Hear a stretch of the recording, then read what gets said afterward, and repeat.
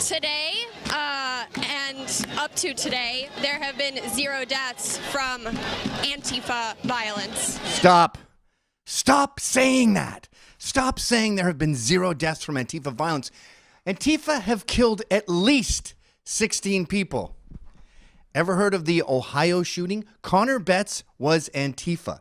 He had contacted the Socialist Rifle Association shortly before the shooting. He talked about kill Nazis all the time. Every fascist must die. And who did he kill?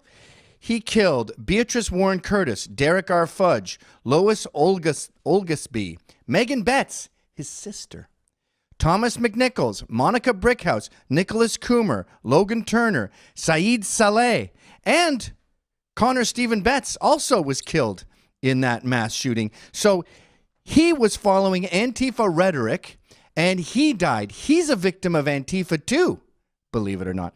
But those aren't the only deaths. That no one ever talks about these deaths. They never talk about Shawn Daniel Kela, who was murdered by Antifa. Antifa at that, what's it called, Cider Riot. They get into a fight. These guys are criminals. They're sort of like bikers, but without the bikes. And instead of selling drugs, they do drugs. And they got into some stupid fight. Shawn was a real firecracker. He got in someone's face. They go outside. That person runs him over, kills him with the car. Then Antifa starts shooting at the car, shooting at their own. They drag the body away. Mum's the word. No one's talking about it because Antifa is responsible. So what's that? 11. 12. Pim Fortuyn. I'm not sure I'm pronouncing his name right. He's got one of those weird European names.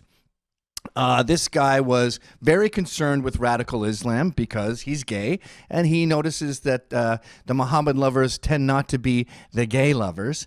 And he made that clear. Radical leftist activists, a.k.a. Antifa, murdered him dead.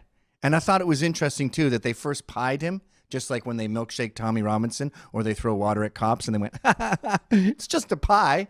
And then they shot him dead. Dead person number 13. Heather Heyer. Yeah.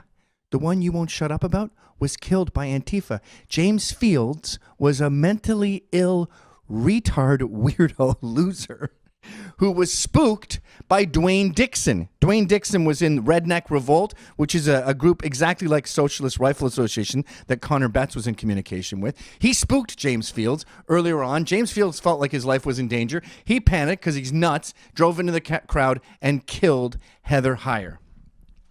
Death number 14. Now, a lot of these people die from Antifa rhetoric and commit suicide. And I'm including death by cop in this. But Nathan Hose was a sweet kid, a lost kid, likely a junkie, and living on the streets. He's got his dog, begging for change. Antifa loves to prey on those. The higher-ups, the people who sort of run Antifa, the weird, grumpy feminist lawyers who get them off all their charges, they like those weak, sad boys because they can pull them in, give them a family, and then they feel beholden to them. It's like the mafia in that sense.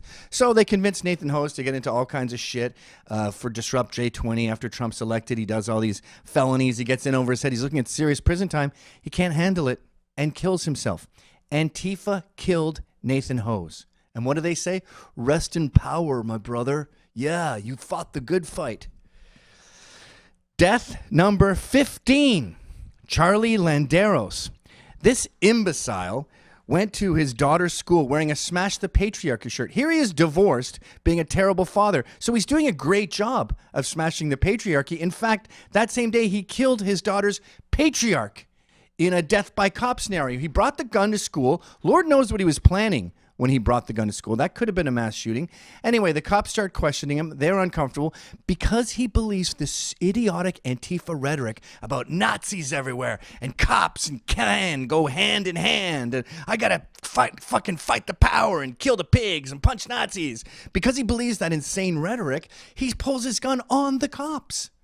They have no choice but to shoot him. He was killed by Antifa rhetoric. Number 16, Willem van Spronsen. Now, this poor bastard was a lonely old man, just sort of like Nathan Hose, but old.